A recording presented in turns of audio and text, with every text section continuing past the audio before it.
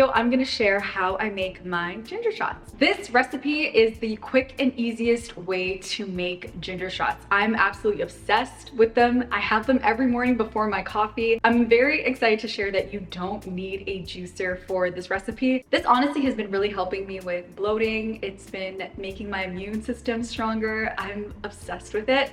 I can't wait for you guys to try it. It's quite strong, but very good for you. So let's get started on what you're gonna need. I start off by chopping up fresh ginger root. I thoroughly clean my ginger root because I like to leave the skin on.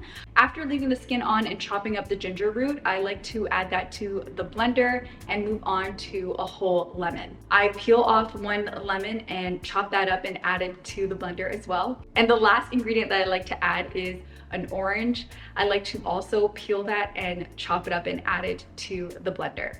After adding all three ingredients, I add some water and I blend it. Just to make sure all the ingredients are blended, I like to add a little bit more water as I go.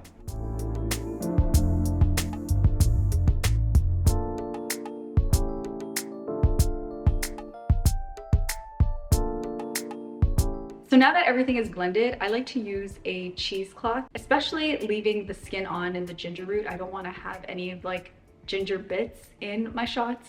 So a cheesecloth is perfect. You can get this at your dollar store. I made the mistake of only using that, but I found that using a strainer and a cheesecloth made it perfect. After straining all the juices from the cheesecloth, I'm left with the pulp. So I like to compost that and then get to filling my bottles. This was like my favorite part of the process because filling it up, I don't know, just satisfied me so much. So I ended up filling up all the bottles. These bottles are from Amazon that I'm gonna link in the description box below for you. After filling up all the bottles, I stored them in the fridge and I take them out to have every morning. This is the ginger shot.